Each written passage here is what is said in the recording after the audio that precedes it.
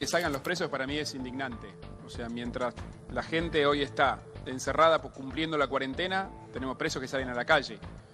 Venimos haciendo un esfuerzo enorme estos últimos años en la Ciudad de Buenos Aires para mejorar la seguridad. A principio de año mostramos todas las estadísticas de cómo todos los delitos venían bajando. Y cuando nos encontramos con situaciones como estas, por ejemplo con el ejemplo este de ayer, de uno que lo engancharon robando en Almagro, había salido el día anterior. El día anterior había salido, ya al día siguiente estaba robando en Almagro, la policía, que está muy presente en la calle, lo agarró. Y el tipo lo que les dijo es, igual no importa, total vuelvo mañana y vuelvo a salir. Esa es la actitud, ¿no es cierto? Así que realmente es indignante este caso y muchos otros. Nadie está de acuerdo a sacar violadores, a sacar asesinos seriales. No se está de acuerdo con eso. Se está de acuerdo de que hay un grupo de gente que está en un alto riesgo donde en realidad si ocurre lo que puede llegar a ocurrir, hay un contagio masivo en los centros penitenciarios y que por ahí hay gente que está por salir. Bueno, bien, ahí veíamos las posiciones encontradas, distintas maneras de pensar y de proponer soluciones quizá a este contexto y a esta emergencia carcelaria que estamos viviendo, que no es de ahora, sino que viene de años atrás, de muchos años atrás, pero con la pandemia se acentuó y acrecentó muchísimo más, Néstor. Sí, además hay algunas cuestiones que es importante aclararlas para que no trasciendan con un error, una concepción errónea de lo que efectivamente ocurrió. El caso del que hablaba el jefe de gobierno, Horacio Rodríguez Larreta, de esta persona que salió ayer y lo encontraron robando en una heladería en Almagro, se trata, independientemente de que haya cometido un delito, de un paciente psiquiátrico. Cuando esa persona llegue a una instancia de juicio oral, si es que llega, lo más probable es que le apliquen un artículo del Código Procesal, que es el artículo 34, que contempla la insania, la imposibilidad de una persona de comprender la criminalidad de derecho. Por eso esa supuesta reacción de, ok, llévenme, yo mañana salgo por el coronavirus cuando no tenía nada que ver. Sí, este tipo de episodios pasan todo el tiempo. Sí, no, y hay que quedarnos un poquito, ¿no? También acá, porque digo, esta persona que estuvo privada de su libertad se había escapado del Borda el año pasado también, ¿no? Fines del año pasado. Y ahí habla claramente, de hecho, en el fallo que bien se presentó y circuló de casación, tiene un problema psiquiátrico, ¿no? Y me parece que ahí la parte del área de salud debería intervenir de alguna manera. Ahora, esta es una foto, es la precisión de este caso en particular. Esto significa que no va a haber ningún violador que vaya a estar a 4 o 5 cuadras de la casa de su víctima. No, claramente no, pero eso será un error. Bueno, un error en el mejor de los casos, porque habrá que decirlo, también hay jueces corruptos que venden su honra por un plato de lenteja, como hay periodistas corruptos que también venden su honra por un plato de lenteja. De modo tal que esto que puede ser interpretado como un error del sistema, también puede tener un viso perjudicial o adrede por detrás, pero deben ser tomados como excepciones y corregidos inmediatamente. El espíritu de lo que dijeron los fallos de la Cámara de Casación Federal, Nacional y de la provincia de Buenos Aires, el espíritu es que los delitos violentos, los autores de delitos violentos, no vayan a prisión domiciliaria. Si hay algún caso que pasa, excede lo que establecía la idea primigenia de esta medida. Lo tenemos en línea a Roberto Carles, abogado, jurista, fue candidato a formar parte de la Corte Suprema de Justicia, un hombre que sabe mucho de esto. ¿Cómo te va, Roberto? ¿Qué tal? Buenas noches, ¿cómo están? Un gusto saludarlos. Bueno, viste lo que estábamos hablando, ¿no? Esta polémica que se ha armado, que aparece como polémica, pero que puede ser una falacia en curso, ¿no? Una mentira o verdad aparente que se está contando en todos los medios. ¿Qué pasa en realidad con esto de la liberación de los presos? Bueno, evidentemente lo que hay es una campaña dirigida contra el gobierno nacional y el gobierno de la provincia de Buenos Aires, porque esto no tiene ningún tipo de sentido. Acabamos de presenciar en la Ciudad Autónoma de Buenos Aires un caceroleo por una liberación de presos que no se produjo. Lo voy a explicar con datos. Entre el 17 de marzo y el 17 de abril de 2019, el año pasado, hubo 1.713 personas liberadas, ya sea porque cumplieron la condena o porque se les concedió libertad condicional o libertad asistida. Este año, en ese mismo periodo, hubo menos, fueron 1.607 personas. Entonces, ¿a qué se debe este caceroleo? Realmente es algo que no tiene ningún tipo de explicación. Ahora, para hablar del problema que sí estamos teniendo, porque hay un problema real producto de la situación en la que se encuentran nuestras cárceles y la situación de la pandemia, lo que tenemos que decir es que las cárceles de la Argentina, y en particular las de la provincia de Buenos Aires, no están solamente superpobladas. Lo que tenemos en la provincia de Buenos Aires, lo que hemos recibido del gobierno anterior de María Eugenia Vidal, es una crisis humanitaria. No cabe calificarlo de otra manera, porque acá no estamos hablando del hacinamiento que se registra en otros países. Claro. Estamos hablando de un 110% de sobrepoblación en las cárceles de la provincia de Buenos Aires. Para mostrar los números, sí, en 2015 teníamos una población carcelaria de 34.956 personas. 4 años después, María Eugenia Vidal dejó las cárceles de la provincia de Buenos Aires con 49.452 presos. Es decir, esto implica, sobre el total de 25.000 plazas, un 110% de sobrepoblación. Sobre los riesgos que existen en relación a la pandemia en los contextos de encierro, ha advertido, en primer término, ya hace 2 meses, la Organización Mundial de la Salud. Han emitido recomendaciones la Comisión Interamericana de Derechos Humanos, el Alto Comisionado de Derechos Humanos con Michelle Bachelet a la cabeza, ha hablado de esto el Papa, ha habido una declaración de la Conferencia Episcopal Argentina, todos los organismos de derechos humanos y las organizaciones académicas que entienden sobre este tema se han pronunciado sobre la necesidad de tomar algún tipo de medidas para descomprimir la situación en las cárceles. ¿Y cómo se resuelve esto? Bueno, liberando presos, no hay otra alternativa.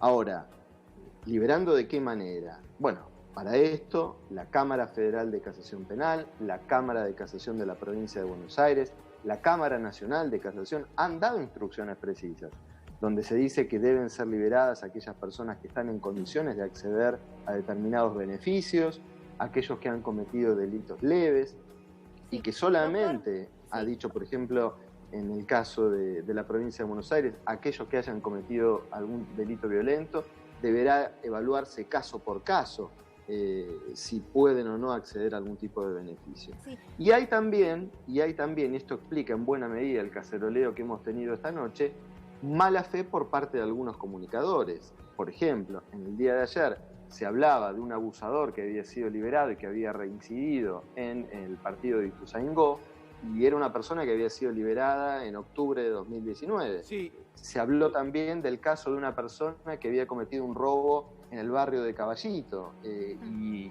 no había sido una persona que fuera liberada por la cuestión del COVID, sino que había sido liberado, había sido puesto, mejor dicho, a disposición de la justicia civil porque era un inimputable. Es decir, hay mucha desinformación. Sí, está bien, Roberto, y esto está generando este problema. Está bien, probablemente tengamos que hacer un mea culpa a los comunicadores siempre y que probablemente haya muchos con mala fe. Pero, ¿no hay jueces con mala fe?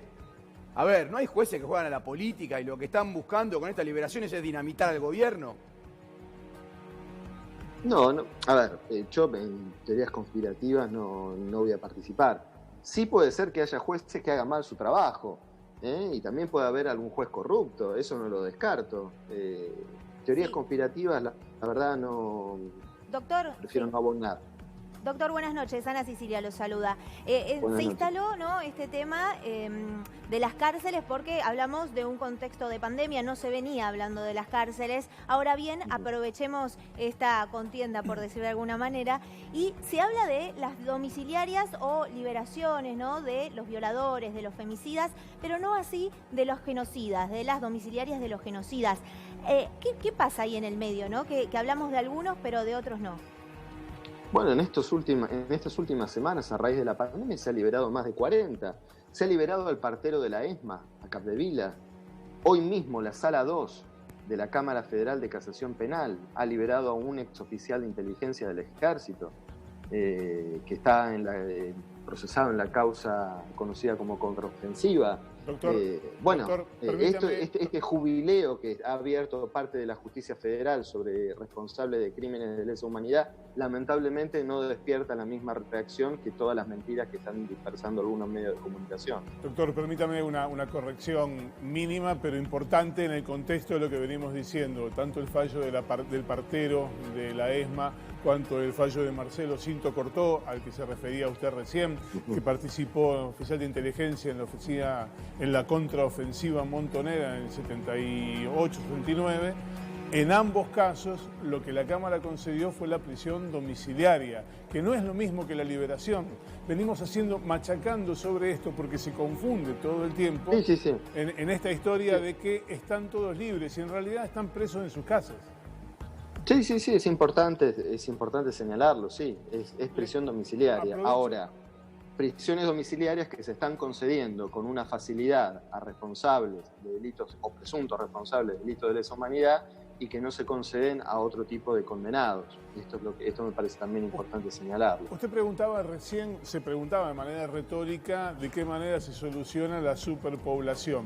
Empieza a tomar forma en algunos lugares del gobierno y en algunos lugares del Poder Judicial esta idea que de la misma manera que se adecuó Tecnópolis con camas para alojar allí a contagiados de COVID-19 en el momento en que llegue el pico de la pandemia, de adecuar otros lugares de esa naturaleza o similar para llevar allí a los presos en riesgo de contagio en lugar de enviarlos a su casa. ¿Qué le parece? No me parece del todo realista. Estamos hablando de que las 63 unidades, para volver a hablar de la provincia de Buenos Aires, que es donde tenemos el mayor problema, las 63 unidades del servicio penitenciario de la provincia de Buenos Aires tienen una capacidad de 24.000 plazas y tenemos más de 50.000 presos. Díganme de qué manera vamos a poder organizar esto antes de que la pandemia estalle dentro del sistema penitenciario. Digamos, yo no lo veo como algo factible, como algo posible de realizar. Pero está muy claro que esto es un tema de salud pública y sanitario. Pero permitime dudar con vos de algo, a ver si lo vamos a hacer, a ver esto juntos. Yo sé que vos no abonás ninguna teoría conspiroparanoica, ni conspirativa, ni nada. Pero ahora yo digo esto, a ver, simple, para que la gente lo entienda también. Si el gobierno anterior, a ojos vista, era público, que tenía una mesa judicial en la cual armaba causas a ciertas personas, esa mesa judicial tenía un poder muy fuerte dentro del sistema judicial. ¿Por qué yo voy a creer que no hay jueces que están tomando determinaciones que son evidentemente, por decirlo así, disruptivas, como el hecho de mandar un violador cerca al domicilio de la mujer que violó, y eso no tiene un fin político? ¿Por qué lo voy a pensar así? No, puede tenerlo, sí, puede tenerlo. Ahora, los casos, yo no conozco cuáles pueden ser las intenciones de esos jueces. Lo que no me cabe la menor duda es que esos casos han sido sumamente explotados por los medios de comunicación para generar la reacción que hemos visto esta noche. La gente está angustiada después de más de 40 días de cuarentena, no puede salir de la casa, no puede trabajar, ha visto disminuidos sus ingresos y encima escucha todo el tiempo en los medios de comunicación que se están liberando masivamente violadores y asesinos, cuando han sido casos que los podemos contar con los dedos de una mano. Y casos que merecen que esos jueces sean eventualmente evaluados o sometidos al proceso que corresponda en el Consejo de la Magistratura. Y algo más, esos jueces se olvidan de que existe una ley de víctimas, una ley de derechos y garantías para las personas víctimas de delitos, que obliga a esos jueces a correrle vista a las víctimas de esos delitos antes de tomar cualquiera de estas decisiones. Bueno, en estos casos que mencionás vos, esto no se ha hecho, es decir, estas libertades o estas prisiones domiciliarias o libertades se han concedido sin el traslado correspondiente a las víctimas, es decir, en violación de la ley de víctimas. Yo creo que buena parte de esta problemática, y esto lo ha dicho por ejemplo Sergio Massa, y coincido totalmente con este punto de vista, se evitaría si se cumpliera con la ley de víctimas, con la ley vigente. Bien, quedó clarísimo, doctor. Le agradecemos muchísimo este tiempo con Solo Periodismo. Gracias a ustedes. Gracias, buenas noches. Y vamos a seguir hablando del tema. Ahí hablábamos con el doctor Carles sobre los jueces, el rol, ¿no?, que están teniendo, y principal, obviamente. Hoy se habló toda la jornada, obviamente, de los jueces y las juezas de Argentina. Para hablar de este tema y también de lo que pasó en Devoto, de la situación que está pasando en las cárceles en sí, ya estamos en comunicación con el ex juez y presidente de la Cámara de Crimen, Mario Filosof. Muy buenas noches, bienvenido a Solo Periodismo. Ana Sicilia lo saluda. ¿Cómo te va? Mucho gusto y buenas noches. Bien. ¿Cómo está apreciando esta situación que se dio en las últimas horas y que da la sensación que en la última jornada tomó una escala mayor? Yo lo que creo es que hay que trasladar una información más severa o más certera. Yo lo escuchaba a Carles y coincido en muchísimas de las cosas que dijo, creo que en casi todo. En Puridad hay una oficina de jurisprudencia en la Cámara del Crimen que hace que yo reciba todos los fallos de la Cámara del Crimen sobre excarcelación y otros muchos temas. Yo le puedo asegurar que el 95 o más % de las excarcelaciones que llegaron han sido denegadas y las detenciones domiciliarias también. O sea, en realidad, como dijo Carles, son contados con los dedos de una mano los casos en que se han liberado presos. Y bueno, y si los jueces que han hecho eso han actuado mal, hay remedios para darle lo que corresponda a cada uno, ¿no? En primer lugar, yo quisiera hacer una pequeña explicación para el ciudadano común. Por supuesto. Si usted me lo permite. Obviamente. Sí. Gracias. La madre de todas las leyes, la que está por encima de todas ellas, es la Constitución Nacional y los tratados internacionales, que son la base de nuestra legislación. Ninguna ley, ninguna norma puede ir por encima ni contrariar esa Constitución, esa Carta Magna que tenemos nosotros. Y los tratados internacionales tienen el mismo rango. Entonces tenemos el Pacto de Derechos Civiles y Políticos y tenemos el Pacto de San José de Costa Rica, que establece ciertas prerrogativas sobre cómo tener en cuenta situaciones diferentes al resto de las vividas, como la que estamos viviendo ahora. Y pretende esa legislación, por encima del resto, que se lo tenga en contemplación. Y todo lo que se dijo, tanto en la Cámara Federal de Casación, como en la Cámara de Provincia de Casación, como en la Cámara Nacional de Casación, fue justamente eso, que se tenga en consideración. Pero nunca dijo que los delitos peligrosos, los autores, por supuestos autores, sean liberados. O sea, no dijo nada de eso. Y si hay algún juez que lo haya contrariado, bueno, veremos qué pasa con esos jueces. Si son buenos jueces o malos jueces, hay quien los juzgue, como bien dijo Carles. Y como bien dijo Espósito, en realidad las cárceles que tenemos, Espósito es un experto en esto, conoce tribunales casi tan bien como yo, pese que es mucho más joven. En realidad, la mayoría de los presos están por menudeo, no están por graves delitos. En realidad hay presos que hasta pueden ser inocentes y lo son por nuestra Constitución. Sí, el son 40%, inocentes hasta que se pruebe y se los condene con condena firme. Perdón, doctor, sí, corríjame si me equivoco. Los números que se manejaban eran 40% de la población carcelaria está privada de libertad por narcomenudeo. Exactamente, yo creo que esos son los números que se manejan o los que yo conozco también. Entonces,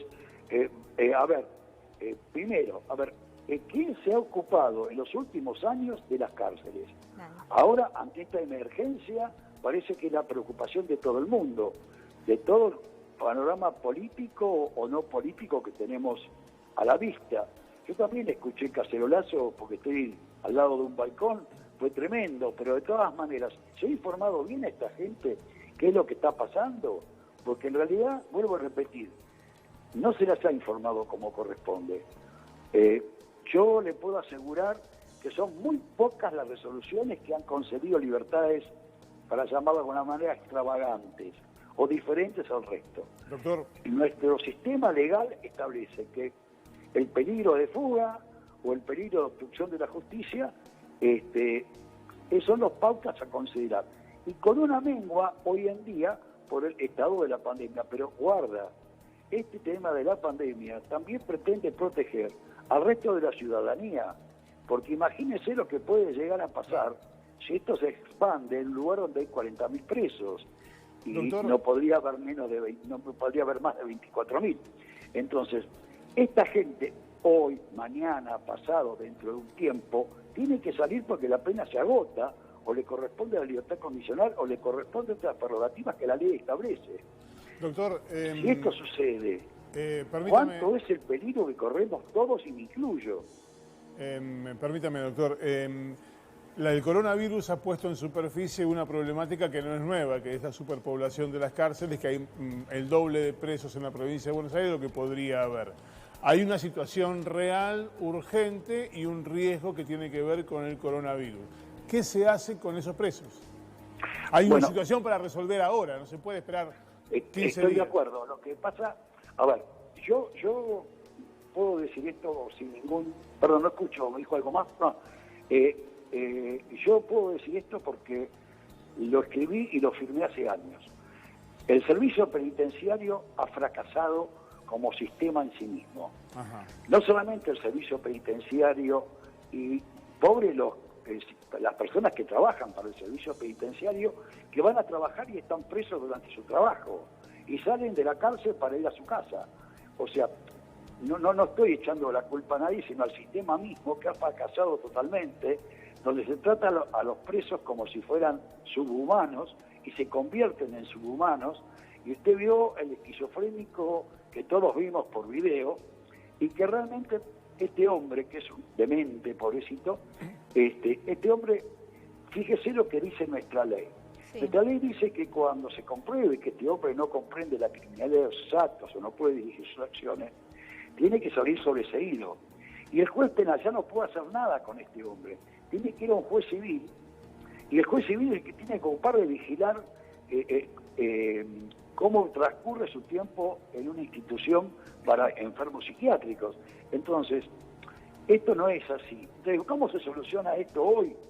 Y yo, bueno, creo que habría que buscar muchísimas soluciones alternativas, pero no sé si hay dinero para hacerlo. Esta fue la excusa de toda la vida, de todos los gobiernos, para no poner un preso en el servicio penitenciario. Bueno. Sí, perdón. No, está